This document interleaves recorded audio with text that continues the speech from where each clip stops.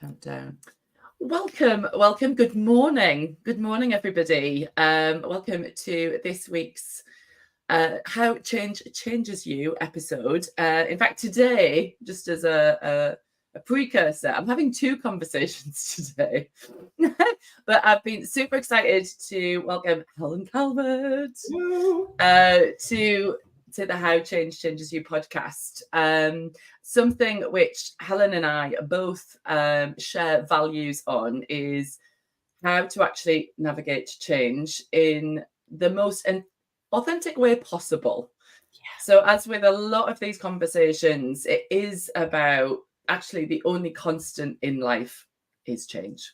Absolutely. And we were just saying earlier before we hit live that, we are infinite onions as human beings.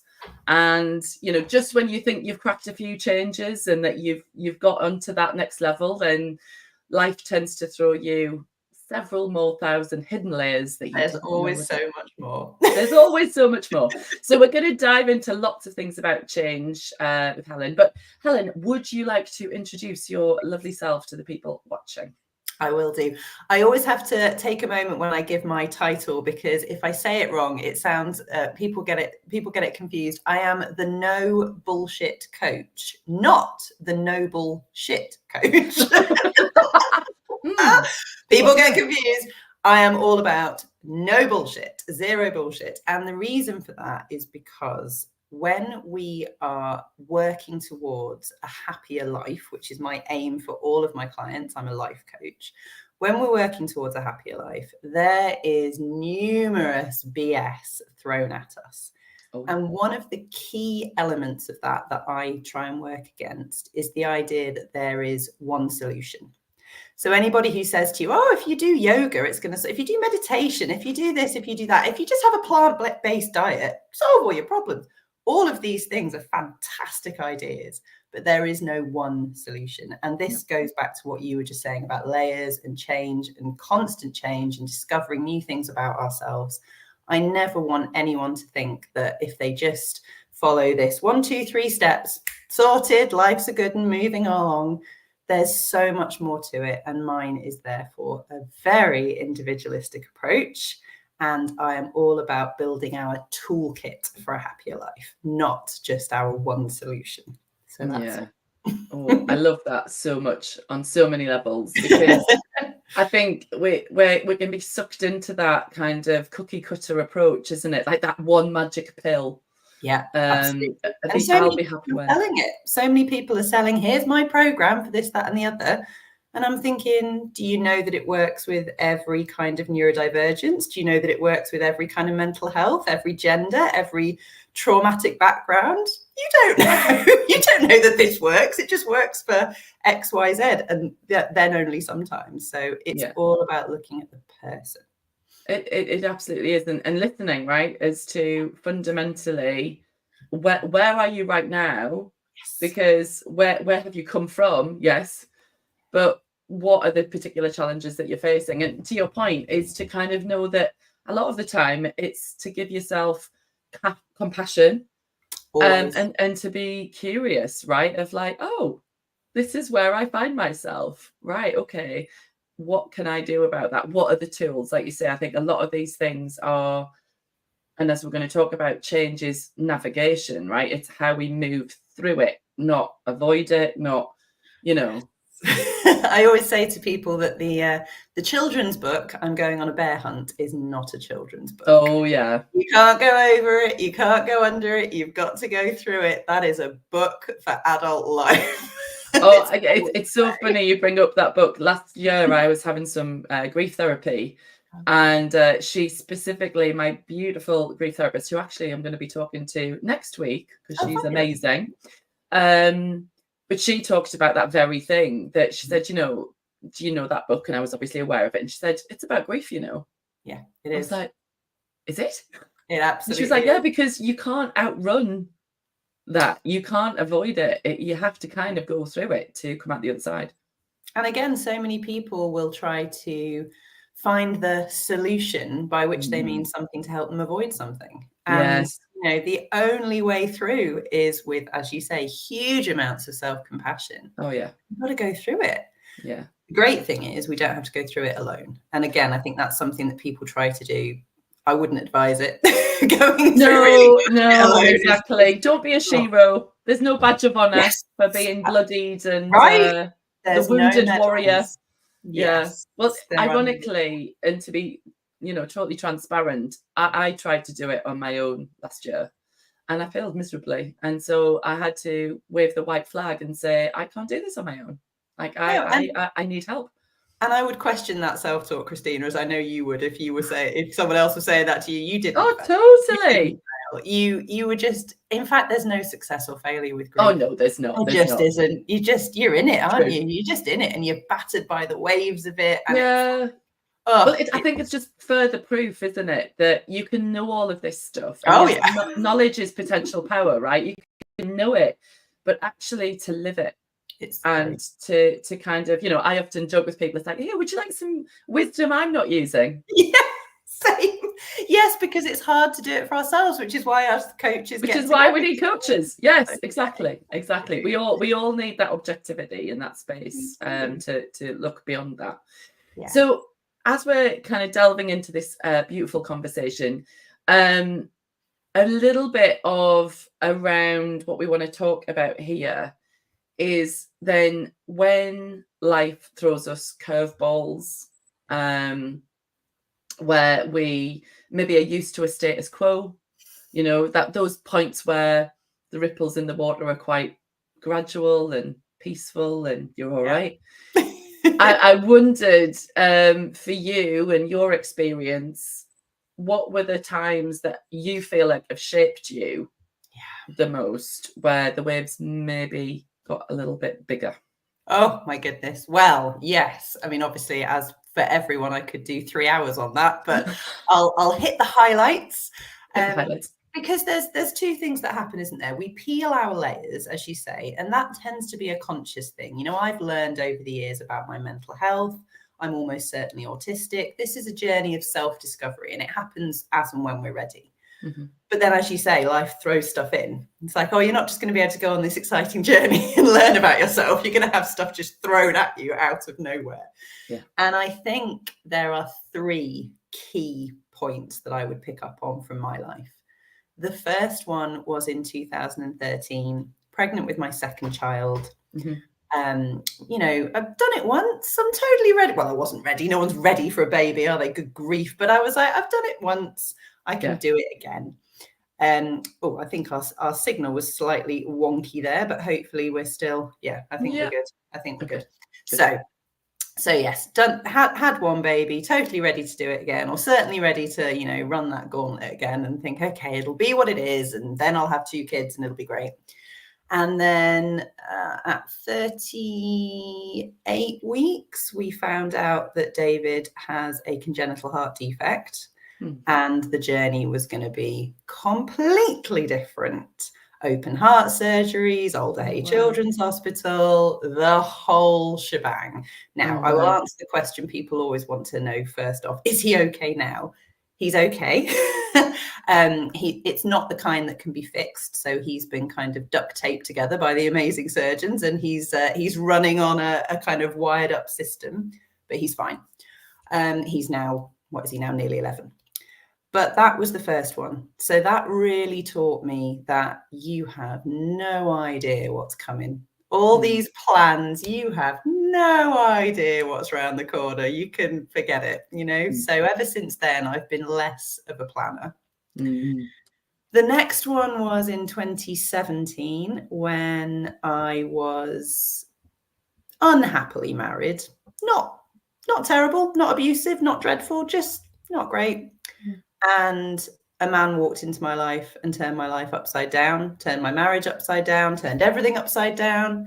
That is, again, a whole other story. The good news is all of these stories are on I think they're on blogs on my website, or they're on my Instagram. But if anyone's interested in the gory details of any of these, I'm happy to provide. But yeah, turned my life upside down. And then after the most incredible relationship that really completely reawakened who I'm supposed to be.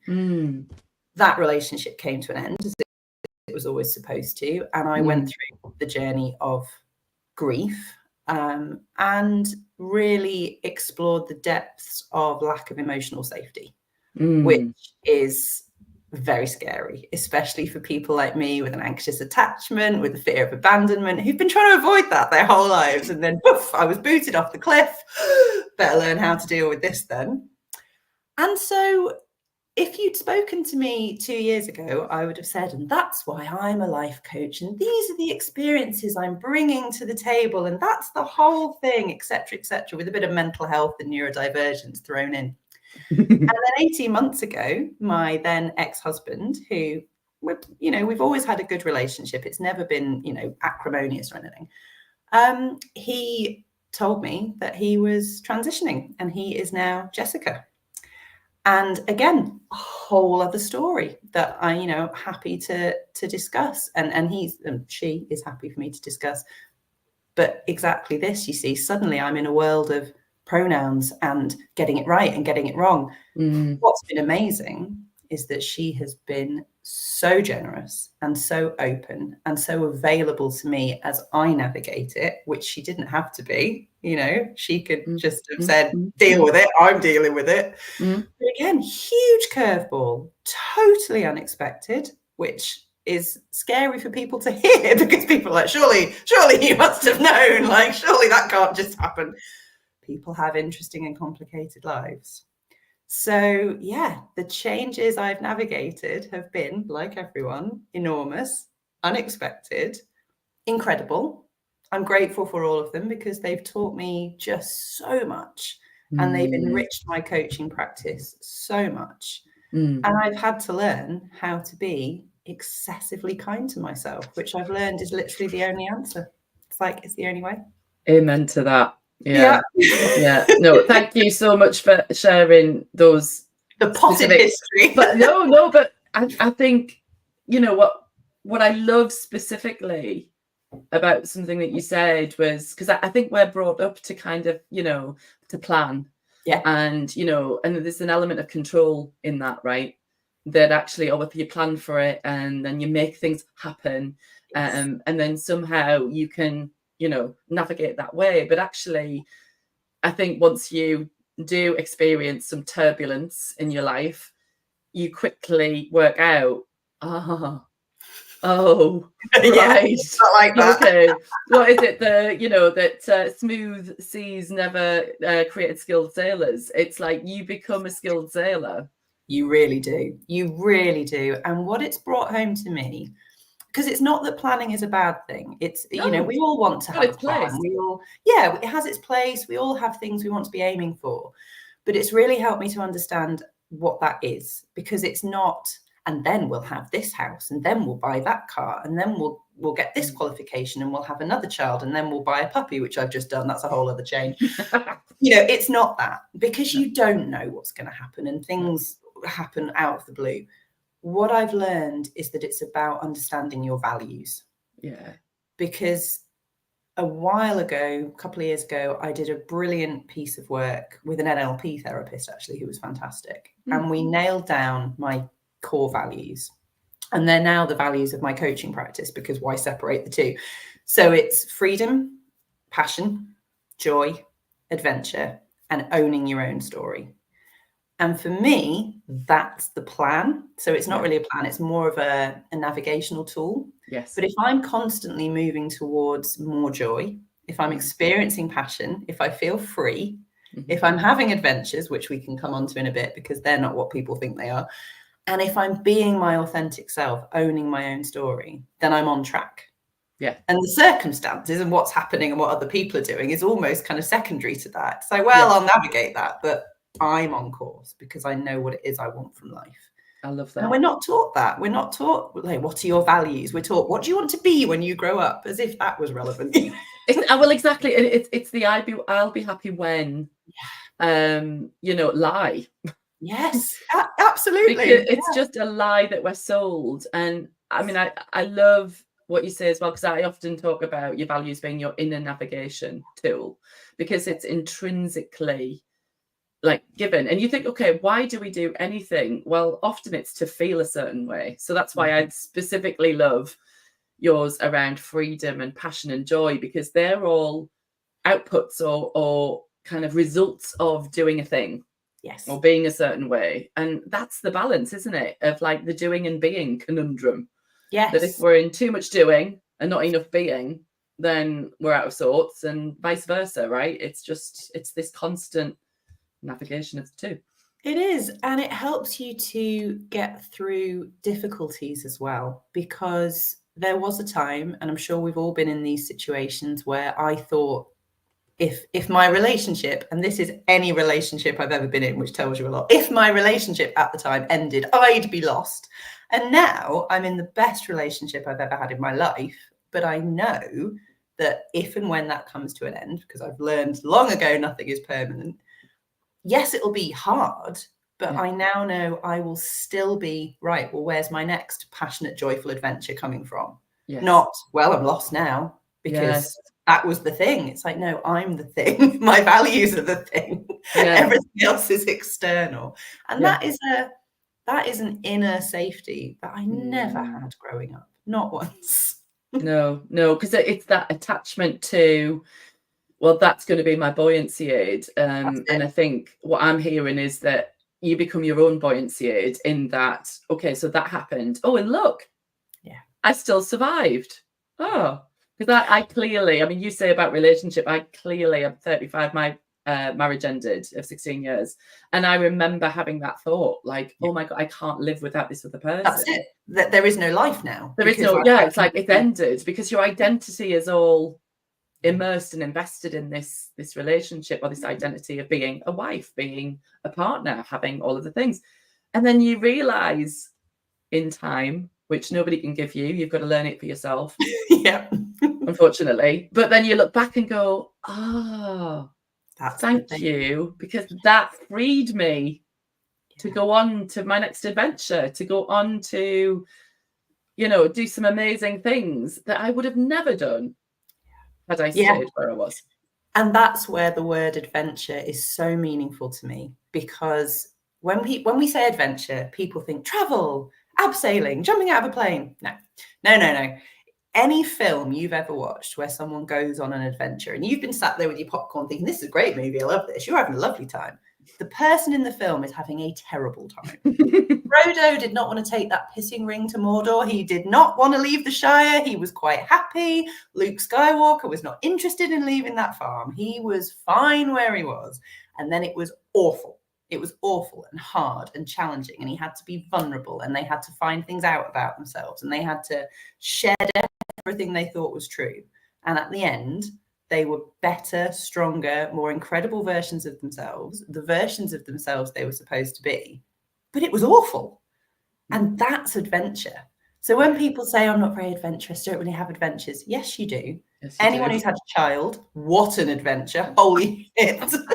Anyone who's had a relationship, anyone who's lost someone, anyone who's been through change, that's the adventures. And they are so important if we want to grow, but nobody said they were pleasant to go through. Oh no, it's expect the unexpected. And it's funny, I've changed the hero's journey to shero's journey, obviously. And I remember when I first came across that, right? And then suddenly it was like, so sometimes good things fall apart so better things can fall together. Like that was a revelation to me at the time, to kind of go, okay. And the fact that it never stops, like we just said, the layers continue, the adventure continues. Always. And you just get to catch your breath. And it's that moment when you think, well, everything's sorted now. Oh, you've said it, haven't you? Now something kind of like Beetlejuice. Saying Beetlejuice 3 times, it's like, well, you've just totally set up the message to the universe to actually send you your next challenge. So in fact, I seem to remember, my boyfriend would tell you about a week before Jess transitioned, I do remember saying, I'm a bit bored really. And he said, you're never going to say that again, are you? I was like, no, never. I'm never bored. It's all fine. Careful. What a mistake. No, exactly. I know, for sure. But I think also something that I wanted to mention, because you posted a beautiful post earlier on LinkedIn about your values. Yes. And as soon as I read them, I was like, well, that makes total sense, because many of your values are mine. And I think this is like energy attracts like energy, that you end up naturally attracting people who have similar visions of the world or similar experiences of life, because we all want to belong, right? We all want to kind of feel like we've got the driving force. Yeah, exactly. Other people on this navigation journey. And that's part of the reason why this podcast exists, which is let's talk about the things that we probably don't talk about enough. Yes. And I love that. I mean, Christina, people will say to me, this might be too much information. I don't do TMI. I'm all TMI. Basically, the things I don't tell people are the things they don't ask. If you ask, I will tell you. So be careful what you ask. Well, you know, that's where the real juice of life lives. Like, not in the shallows. Exactly. Not in the shallows, in the depths of let's go. Let's dive in. Let's go there for sure. I love it. I love that. Absolutely. Well, and the other thing that came to mind, I was only just having this conversation yesterday, actually, with a fellow coach. So someone who I met when I was going through my qualification. So she's in Colorado in the US. Oh, wow. And we had this conversation that I have with people regularly around, oh, can I just go back to being unconscious, please? Because was it easier then? I feel like it maybe was. Yes, when I hadn't got a clue. But yeah, it was, but then it wasn't. And the highs were not as high. No. So yeah, you've got to go there to get there. One of the things I have definitely coined over the time is diving for light. Yes, I love that. Oh, I love that. Yeah. Because sometimes, like you say, it's the only way out is through. And sometimes we just need to surrender to, and that, I mean, I'm still learning what that means. Because just when you think you have, there's again more levels to surrendering, to opening up to what has this terrible thing, this painful thing, what does it have to teach me? Yes. And it's only really asking that question. Yeah. And it's the fight that hurts people. You know, people will come to me, and perhaps they come to me because it's usually for some, not surface, but something that we start with, you know, a problem in the business or something they can't quite get through, something they want to figure out. And it turns out there's something about themselves, be it a past trauma they haven't worked through, or a relationship that really isn't serving them, or something about perhaps they're neurodivergent, perhaps they've got the way their brain works in a certain way, and they're fighting it. And that's what's hurting them. It's like, how about we accept this, work through it, work with who you are. Yeah. Then can we get somewhere? But of course, what happens is, and you will know this in your coaching practice, it's people's stories that get in their way. So no, because I have a story that people who do this are weak, strong, bad, good, blah, de, blah. Well, that story and the fight against your reality is what's hurting you.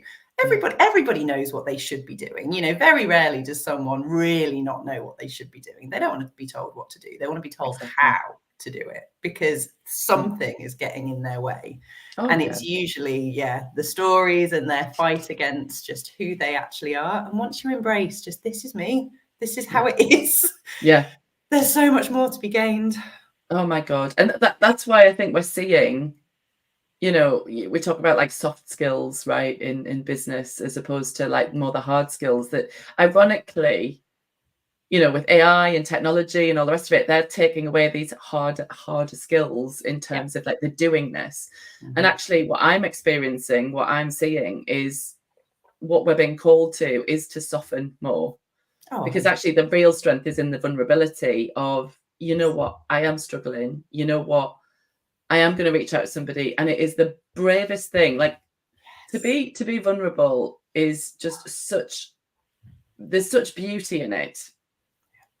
In that you can open up a whole new world, because when you realize that, I am the narrator, I have been filling my head full of these stories that just have evoked and give meaning and attachment, and then you're on to this tug of war with the problem where you've got rope burn because you're clinging on for dear life, like giving into my reality. And then we forget we can just drop the rope. Like I often think, like, what rope am I clinging on to for absolute dear life. And often it's because we fear that we're going to fall. We fear the unknown. We fear that, like, but how am I going to survive this? And it's like, we're built for turbulence. We're built for that. And so if you just trust yourself, and that's, I suppose, what comes with life experience, right? And trust the people around you. And again, that is something that comes with age, because when you're younger, you can't trust all the people around you. You haven't learned yet. They haven't learned yet. None of you know anything, and they are probably going to let you down. Yeah. As we get older, we collate our lives and we bring people into it who share our values, who have had similar experiences. And then as we test the waters of, well, I'm going to be vulnerable, can you hold that?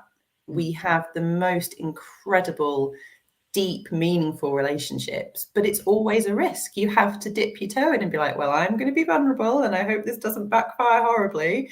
And if it does, like you say, we're built for turbulence, but if it doesn't, that is where these incredible relationships come from. Romantic, friendship, work relationships, whatever. But it's always hard. But again, that's the adventure. It can't be easy. No. And I think, if we want safety, we can then live in this stunted grey area zone where, to your point, you said something earlier of, if you don't feel that, then you actually can't feel that.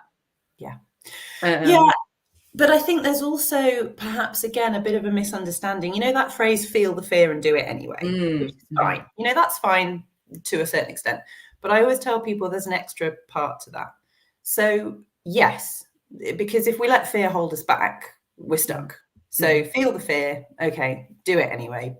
Only if it's something you want to do and it takes you towards your goals. You don't have to, do an abseil just because you're fearing it. It's like only if you want to. Yeah. And then there's the next bit, which is nurture yourself through the feelings that brings up. Because yes, we have to do things scared. Yes, life is hard. Yes, we have to be vulnerable. No, we don't want to stay in our comfort zone for the whole of our lives. But it's scary. It is scary. And depending on your brain type and your mental health and your past experiences, some things will be scary for you that are easy for other people, vice versa. So learning how to nurture yourself and create emotional safety for yourself. Yes. God, I mean, that's the work, isn't it? Really? Because once you can do that, you're unstoppable. Because you're not reliant on somebody else to do it for you. Absolutely. Oh, no, love that so much. There's so many golden nuggets, Helen, so many golden nuggets here. But it is, but don't you think that's the dichotomy? That's the polarity of actually the thing that we call soft, the thing that we call mushy or whatever. Actually, within it, within it lies so much power and strength, because ultimately it is about being so compassionate with yourself in the hardest times, because that's when we tend to default into this whipping, white knuckling it. I mean, I recently have been exploring more resilience, but from a kind of new way of viewing it, of not white knuckling everything, because that's the road to burnout a lot of the time. Because when you run on fumes, then you're not refilling, you're not kind of recalibrating your cup, and that's where we experience people really falling off the wagon and probably becoming very ill as a result, right? Yeah, absolutely. And everything we see, we've got chronic illness, you've got chronic resentment, you've got chronically being an asshole, whatever it might be. This is all a result of just holding way too much in that should be coming out in some way. And I mean, that again, that's a whole other conversation, how we process stress. But I think that it's so interesting, isn't it, that you're right. We are the most horrible to ourselves when we're going through the hardest times, and it makes no sense. No. I talk to people about rewarding themselves, and a lot of people find that hard, but it at least makes sense to them. They've achieved something, they've done something good. Oh, yes, I need to learn how to reward myself. Right, that makes sense. But then I talk to them about nurturing themselves through the fuck-ups. And it's like, do what? Someone will say to me, oh, I made an absolute mess of this today. I've let this client down. It's been a nightmare. I've had to refund them. It's been awful. I feel terrible. Right, well, what are you going to do for yourself? You're going to go and take yourself out for a meal then, or get yourself a nice, going to buy yourself a little gift, or are you going to just snuggle up with a cup of tea? And they look at me like I'm insane. It's like, you realize you don't need to punish yourself, right? This is when you need the most kindness from yourself. But that's not how we think. And it's crazy because the world will punish us. So we don't need to double down. Yeah. No, it's funny. You reminded me again. I swear it's synchronistic. I have whole weeks where I have conversations that have a common thread. Yeah. And I was talking to my friend in Colorado yesterday, and we were talking about the 2 arrows, right? Tara Brach, the meditation teacher, talks about this. And it's based in Buddhism, isn't it? Around the first arrow is the thing that maybe we fucked up on, maybe something that we did wrong. But the second arrow is the one that we shoot in ourselves by berating and judging and chastising ourselves for making the mistake. And it's like, I said this to my friend, and she said, "Oh, well, I'm a porcupine right now. Like, I'm not just second arrow. I have got thousands in me because I am just jabbing them in everywhere." And it's like, well, and how is that making you feel? How is that helping? And she knows this stuff. She she's a meditation teacher, and she studied with Tara Brach, for God's sake. She knows this stuff, but she's navigating something challenging right now. Because it's deep rooted. And the question is always, why does it feel unsafe to be kind to yourself? That's the question. And it'll be something from childhood. It'll be some stories you grew up with. It's like, okay, why does it feel so unsafe to just give yourself a break? And that is, that's always that's a good journaling question. Everyone get your journals out. Exactly. Write that one down, people. Write that one down. No, that's a really fabulous question. Definitely. So I wanted to talk to you about, because I will soon be meeting you in person, Helen. I know, I can't wait. Which I'm very excited about. Would you like to tell the beautiful people watching about this amazing event that you're putting on, Happier Life Live? And this is it's not the first event. Do you want to maybe just... I'll explain. So in 2021, I started my podcast, which is the No Bullshit Guide to a Happier Life. And I've got a book of the same title. So and the podcast is still going. So that has been my kind of way of reaching out to my audience and sharing all these nuggets, like you say. So in April of this year, I put on a 2-day event in Greater Manchester, where I live, called Happier Life Live, because I thought, let's bring all this to the stage, get everyone in a room. Amazing. We had the most incredible 2 days. I can't even tell you. I mean, the energy, the connection, the joy, absolutely incredible. So I decided we're doing it again next year in Greater Manchester. That one's nearly sold out, but I decided I was going to bring it on the road and do a 1-day version in a few different places. And the first one is in Newcastle on the 3rd of October. So it's all about bringing together the people who I feel people need to hear from. I have plenty to say, as you can tell. I speak at these events, but there's more than just me. So in Newcastle, we've got your lovely self. We've got Alex Lynham of Beyond the Binary, Nicola Little of Celebrate Difference. We've got Kim Stacey of Body Image Fitness. We've got a couple more people to confirm. I'm like just on the edges of being able to confirm them. But it's about bringing people together who can properly explain ways to have a happier life without bullshit. This is the real stuff. So it's hard stuff. We had some hard conversations back in April. We touched on gender, we touched on domestic violence, we touched on money, we touched on sex. We went there, and we're going to go there again. We're going to look at the real stuff. We're going to be looking at neurodivergence, body image, gender again, and, just being within your zone of genius, being who you are, giving up on these stories. It's a tricky one to explain because it's mainly business owners. The networking is fantastic, but it's not a business event. Everything in it is going to help you in your business. It's going to help you in your life.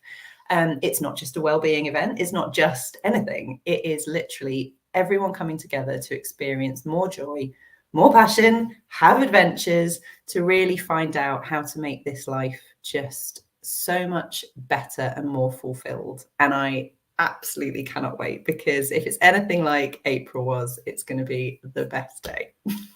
No, well, absolutely. And the energy that you've brought to it, Helen, about, and you've just shared it there, right, which is we're all in this together. And I think there's such power in being able to share stories, speak to things that are difficult, because shame only survives in the dark and stuff that we don't talk about, when actually we're all going through something. I don't know any person that is perfect or has it all figured out, and if they do, they're lying. We don't trust those people. we don't trust those people. No, absolutely not. Because, for a moment you might think you have, absolutely, but wait there'll be another moment when you don't. Something's coming. When you say like, I'm a bit bored, or I'm a bit kind of too calm. Careful what you wish for. But absolutely. No, I love it so much, because I think a lot of the networking events that I attend, right, marvelous in their own right, and depending what you're looking for. But I think fundamentally, one of the things I love about the way that you describe this event is it is about creating connection, but it's also about learning about stuff. Because I'll hold my hands up, like I'm actually, and I've messaged Alex specifically to say, I want to learn more about non-binary, because I'm not immersed in that world. That's it. And Alex is the person to help you understand it. Yeah. I mean, they are absolutely incredible. And again, so generous at holding space. That's their whole thing. They want you to get it wrong so you can get it right. They do not mind if you say something stupid, or, it's like, say it so we can discuss it. And I think that's true of everything we're going to be discussing. Let's lay it out there. Because totally. You're not alone. You're never alone in what you're thinking and what you're worrying about. And we've all been there. Yeah. And it's these kinds of events, if we are looking to create business connections, these kind of events create the deepest connections, because you're all there together sharing the real stuff. It's like, this is not a surface connection you're going to come away with. We're going to know each other. Yeah, exactly. Really, these are the connections that I think are so meaningful. Yeah, and then by default, I think they have longevity, right? Is that actually with that deeper connection, you're going to, because we're wired for connection. And I think if you do have that deeper connection, you will then probably collaborate. And, I was talking to Catherine Rogers, who is she's our sponsoring your event. And, we were talking on Friday at the Alzheimer's Charity Day about the event, and saying that, it's really important that we have these events as business owners, because there will be people on your team, there will be clients of yours that have these life experiences. So better that you equip yourself with more knowledge and more talking points, so you can demonstrate that you can create those connections with your clients, with your team. Absolutely. This is not things that can be ignored anymore. And, anyone who talks about soft things and woo things and well-being, it's like, this is the real stuff. This is the real stuff. And if you talk about it as though it's fluffy, that's because you're scared of it. This is the real deal. So it's going to be incredible. So as you say, Catherine of Face to Face HR is sponsoring us. The lovely Nikki Kilkenny is providing our venue. We're at the NatWest Accelerator Hub in the Lumen. We've got delicious refreshments. Catherine keeps telling me about these donuts we're having. We've got I can vouch. Lunch as well. Yeah, catering amazing. For all North, food allergies and whatever, and we're mainly going to be vegetarian, I think, but apparently we're also having the most amazing donuts. And that actually, I say that because it means a lot to me that when I put on an event, people are well fed. Because people, tickets are £97 each. People are paying to come to this event. And I've been to events where I've paid quite a lot of money and been given a curly cheese sandwich, and that is not how I roll. So you will be well fed.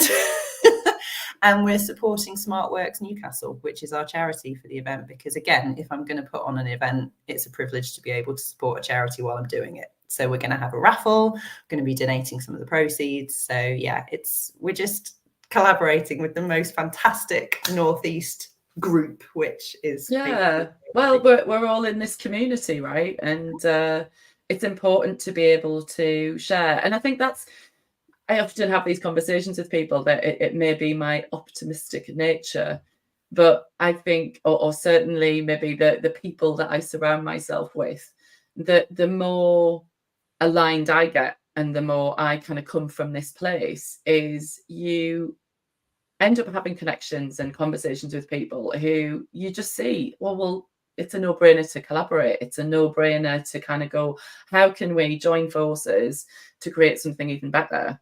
Yeah. you because know, we're stronger together. Always. yeah, absolutely. So to be able to kind of do that, and I mean, I'm so looking forward to all of the different talks, also to meet loads of like-minded people, and even those that maybe have totally different opinions. Yeah, Like, which is that's the value, isn't it? It's like, yeah, let's have a conversation. That's where it gets so exciting. absolutely.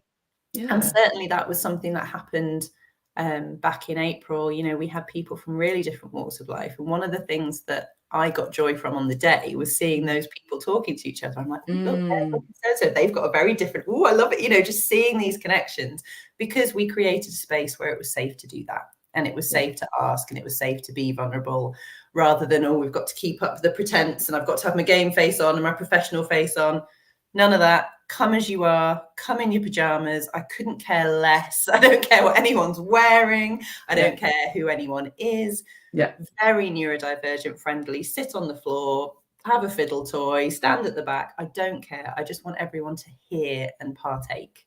You know, so this is not the kind of event where you have to sit on your chair in a suit, and if you want to, that's fine. But you can equally sit cross-legged on the floor in your jimmy jams and just come along. Just come along and be with us, because that's what it's all about. And it's just, I mean, it shouldn't be a revelation, but it kind of is. But it is.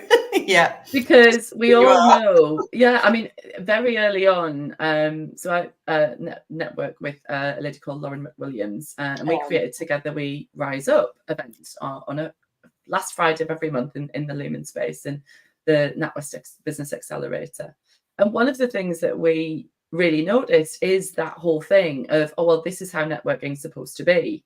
And, you know, it's suited and booted and it's structured and it's this and it's that and it's the other. And we were like, why? Yeah. Just why?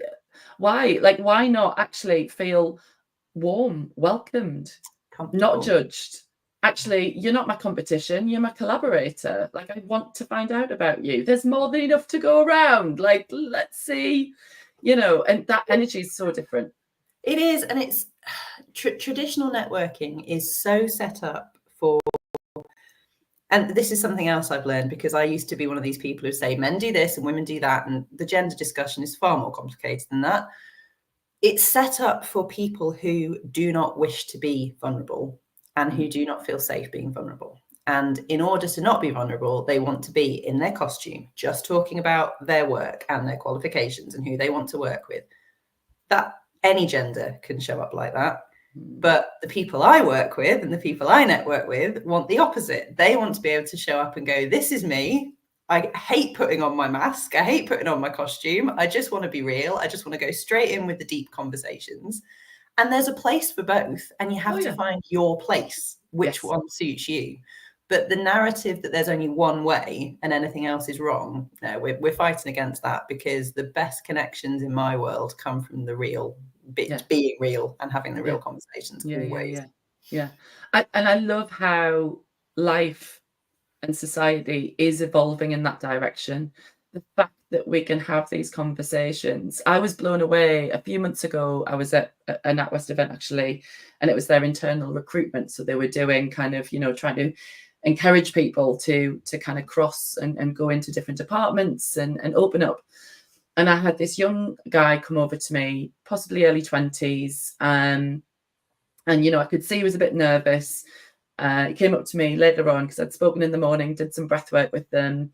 And, you know, he gave me a lovely compliment. And then he said, I'm autistic and this is really people-y for me. And actually, when I first entered the room, I wanted to run in the opposite direction.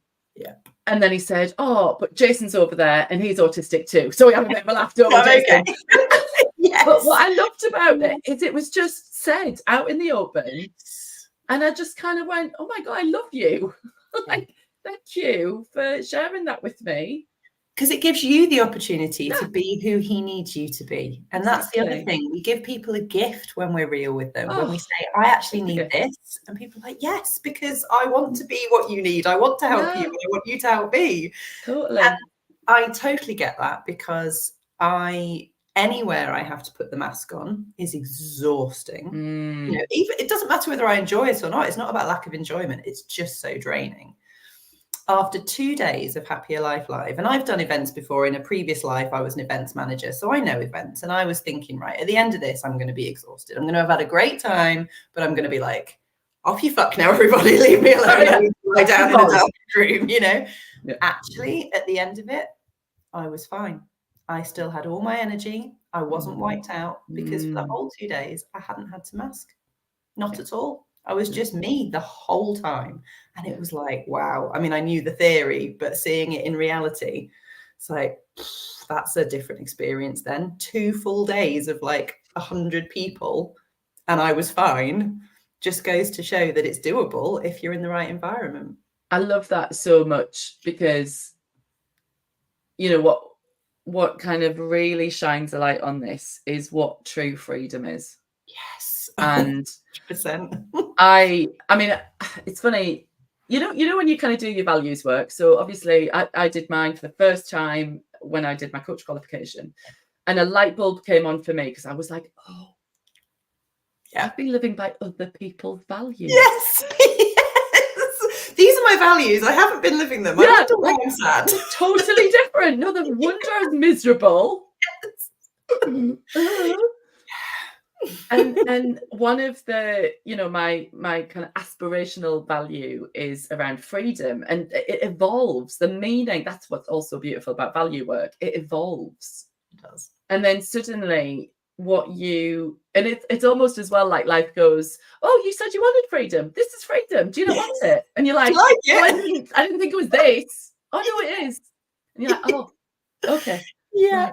Right. But ultimately, back to your previous point of actually being so comfortable with being yourself, with being in your skin, with all of your foibles, with being your flawsome self, to kind of go, do you know what? This is me. And if I terrify you or if I bore you, you are totally allowed to move out of my space. Yeah, absolutely. And there's still that idea. There's a lot of fantastic content out there now about how we should, especially with body image, and I know Kim's going to speak to this at the event, but how we should embrace our flaws and blah, blah, blah, and, you know, just be you. And if people don't like it, they can sod off, which is amazing. It's so much better than the messaging used to be, but there's still, it's brittle. It's still brittle. It's still, I know I'm wrong, but I don't care. Yeah, like there's still a bit of armor there, isn't there? Yeah, and it's like the stage on, it's like, who told you were wrong? Woo, what are those stories? Like, okay, all right, you tell me this body of yours has got flaws. All right, where's the perfect one then? Who's got that? Yeah, show me. Right, okay, so that's your version of perfect, right? So every single person in the world finds that person attractive, do they? So what's the perfect? What's this story? It's bullshit. It's bullshit. It's like, turns out it's nonsense. So again, it's these layers, isn't it? It's like, yeah, you can embrace your flaws, but also, who said they were flaws? Where's that written down? Where's that tablet in the sky that says, here's how it should be and here's how you are wrong? One singular truth. Yeah, there is no singular truth when it comes to what people find attractive. There is no truth. And that's like a mind-blowing moment. Oh, yeah. But you want to get these mind-blowing moments most of the time by going within, by touching the stuff that is uncomfortable, by, you know, attending events where you kind of go, you know what? I don't know enough about this. Yeah. You know, and actually, I'm curious to learn. I'm open to learn, because I think a lot of the time, you know, our suffering comes from avoiding it, blocking it out, or like, I just don't want to know about it. And that is a choice that everybody has, yes. But I just think there's a lot of potential, and there's a lot of joy that's on the other side of just going, yeah, who knew? Who knew? And of course, what comes with the light bulb moments and the being your authentic self and all of that good stuff is we are real at these events, and that means real emotions. And you know, if I haven't made someone cry by the end of an event, it's been a failure of an event, to be perfectly honest. It's like, you know, this is bring your tears, bring your I don't like that, bring your irritation, bring your God, that just really got me. So I'm like, why? Let's talk about that. Yeah. But also, we will be Happier Life Live is a supportive event. If somebody is struggling in any way, shape, or form, you are not going to be left to like, well, good luck to you then. See you later. You know, we're arms around each other at these events because the real stuff is hard and you are going to be seen and welcomed. And like you say, everyone just wants to belong and everyone belongs at my events. Well, I cannot wait. And I probably be one of those people crying. Good. I well up at the smallest of things, but I think that's the beauty. And you know, just thank you, Helen, for having the courage to actually have an idea and then bring it into being, because I don't think that's celebrated enough as well. Thank you. Because we all have that thing of like, oh, I've got this idea, and then you're like, oh, but maybe I shouldn't. Couldn't do that.